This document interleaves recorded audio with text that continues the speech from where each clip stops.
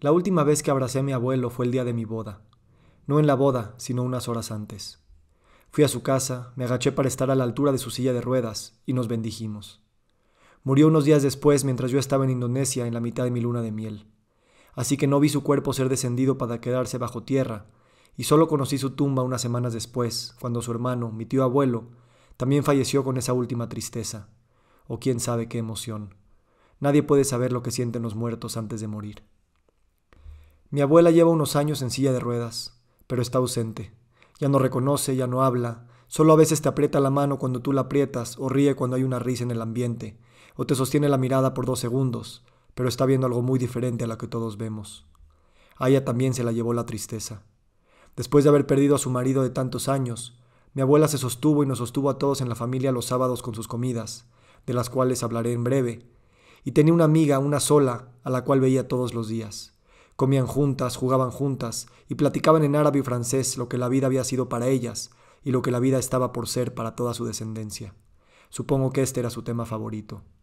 Pero su amiga murió inesperadamente de un infarto y mi abuela, a los pocos días, cayó en una depresión profunda en la cual las visitas de los bisnietos, los abrazos de sus hijas, las bodas de sus nietos y por supuesto las pastillas, no pudieron darle un camino de regreso a la atención plena de vida, aunque nadie sabe lo que es atender plenamente la vida.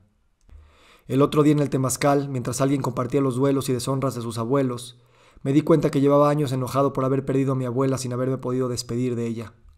El profundo dolor se la llevó a ella y a ella de mí. Y ahí es cuando te das cuenta que los duelos, con todas sus etapas, empiezan antes de que entierren a tu gente, y en algunos casos termina antes también del entierro. O no, y son duelos que no se terminan. Pero es muy pronto para mí saber exactamente en dónde estoy. Lo bueno es que ya reconocí el enojo. Mi abuela me metía a su cama a verla ver telenovelas cuando yo no podía entender por qué los bigotones de la pantalla hacían llorar a las rubias. Me metía a su cama para verla jugar barajas con mi abuelo. 1, 2, 3 horas podían pasar viéndolos jugar y dizque ayudándoles a sumar los puntos al finalizar cada partida. Mi abuela me metía a su cama donde yo olía sus olores de viejos viajeros, que empezaron su travesía en Líbano y que los barcos y aviones llevaron a Brasil y luego a la colonia Polanco en el entonces Distrito Federal. Cada quien tenía su baño, pero ponían su dentición postiza en su buró, y solo los que dormían con ellos tenían el privilegio, hoy llamo privilegio algo que antes llamé asquerosidad y en su momento solo sorpresa, de ver a mis abuelos intentar hablar sin dientes y ver cómo sus labios se estremecían por no tener soporte. Hace mucho que no veo a nadie hablar sin dientes y me preocupa que, aunque a mis padres también les pase, no creo que me vaya a dormir con ellos. ¿Dónde habrán quedado esas sábanas de olor rancio y familiar? Ahora que lo pienso, seguro están en algún closet. Esta familia que aprendió a cuidar y atesorar sus pertenencias, como mi abuela que viajó desde el viejo mundo hasta el nuevo con su molino de carne y tuvo que buscar a los electricistas más ingeniosos para que cada 2 o 3 décadas encuentren la forma de cambiar el adaptador de corriente para que el molino siga funcionando. Ese molino que le cocinó a mi abuela cuando ella era niña, que le cocinó a mi madre cuando ella era niña, a mí cuando fui niño y a mis hijas que siguen siendo niñas. Porque, como en todas las familias, es imposible hablar de tus abuelos sin hablar de comida. Me pregunto si mis nietos me recordarán con algo relacionado a ella. Muy pronto para saberlo. Mi abuelo tenía una función: hacer la ensalada del emperador que solo él sabía hacer. A pesar de ser la receta más fácil del mundo, nadie la ha podido replicar. Y no por su sabor, sino porque mezclar la mostaza y el vinagre y la sal sabe diferente cuando tu abuelo es el que lo mezcla.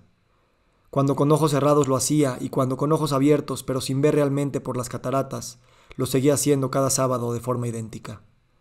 Esa ensalada me hace llorar, de amor y de tristeza, de añoranza y agradecimiento, de saudades, como dicen los brasileños, y que bien nos vendría tener esa palabra en el español.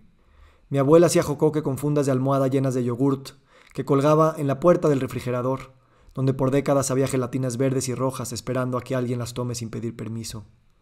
Cocinaba toda la semana para la comida del sábado. Desde el lunes planeaba el menú, y con una dedicación milenaria, de esa que hemos olvidado los baby boomers y los millennials y los Z y los Y y los X, de dedicar toda tu vida a alimentar a tu familia. Nosotros no nos hemos olvidado de alimentar, de hecho, para eso trabajamos y hacemos todo lo que hacemos, pero sí olvidamos que la alimentación no es solo pedir el súper y ponerlo en la mesa. Veo a mi abuela en su silla de ruedas, toco su mano, veo sus arrugas, y saboreo el kipe basha en salsa de tamarindo que ya nunca volveré a probar en mi paladar. Porque aunque la receta se quedó y mi tía y mi madre lo hacen muy bien, el de mi abuela siempre combinaba el perfecto grado de dulzura y acidez que pagaría con todas las lágrimas del mundo para volver a probar. Siempre la temperatura perfecta para mezclarlo con el arroz ligeramente batido que hacía feliz a ese niño que no sabía lo que era la felicidad, porque solo la sentía y no necesitaba explicarlo, como ahora el adulto quiere hacer.